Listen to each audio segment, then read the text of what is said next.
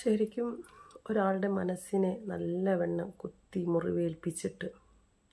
കൂടെ നടന്ന് കൂടെ ചിരിച്ച് കളിച്ച് ഏത് സമയവും അദ്ദേഹത്തെ നല്ലൊരു ബെസ്റ്റ് ഫ്രണ്ടാക്കി, അല്ലെങ്കിൽ എന്താ പറയുക, കൂടെ ഏത് നേരമുള്ളവർ സ്വന്തം നിഴലിനെ പോലെയൊക്കെ ധരിപ്പിച്ചിട്ട് അദ്ദേഹത്തെ നല്ലവണ്ണം മനസ്സുകൊണ്ട് വേദനിപ്പിച്ചിട്ട് പിച്ച് ചീന്തിയിട്ട് മറ്റുള്ളവരോട് അദ്ദേഹത്തെക്കുറിച്ച് നുണകളും അപവാദങ്ങളും പറഞ്ഞിട്ട്, അല്ലെങ്കിൽ ജീവനോടെ ഇരിക്കുമ്പോൾ അവരെ കുത്തി നോവിച്ചിട്ട് പിന്നീട് അവരുടെ ജീവൻ പിരിഞ്ഞതിന് ശേഷമോ അതല്ലെങ്കിൽ അവരില്ലാത്തപ്പോഴോ അവരെക്കുറിച്ച് എന്തെങ്കിലുമൊക്കെ നല്ലത് പറഞ്ഞിട്ടോ, അല്ലെങ്കിൽ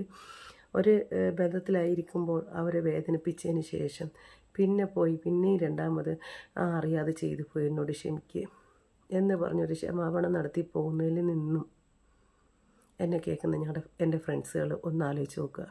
അതിനേക്കാൾ എത്രയോ നല്ലതാണ് അവർ മനസ്സിനെ വേദനിപ്പിക്കാതെ ആ സൗഹൃദമായാലും ആ ഒരു റിലേറ്റീവായിരുന്നാലും ആ ഒരു റിലേഷനായിരുന്നാലും കൂടെ കൊണ്ടുപോകുന്നത് എത്ര നല്ല സുഖമുള്ള ഒരു ബന്ധമാണ്.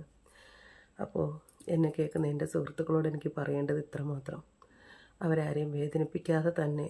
ഏതൊരു ബന്ധമാണെങ്കിലും, അതൊരു സൗഹൃദമാകട്ടെ, അതൊരു പ്രണയബന്ധമാകട്ടെ, അതൊരു റിലേഷനാവട്ടെ, അല്ലെങ്കിൽ ഒരു അച്ഛനമ്മ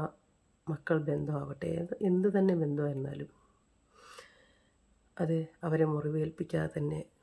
മുന്നോട്ട് കൊണ്ടുപോകാനും ആ ബന്ധത്തിന് ഒരു നിലപാടുറപ്പിക്കാനും ശ്രമിക്കുക. എല്ലാവർക്കും നല്ലൊരു ശുഭദിനം നേരുന്നു.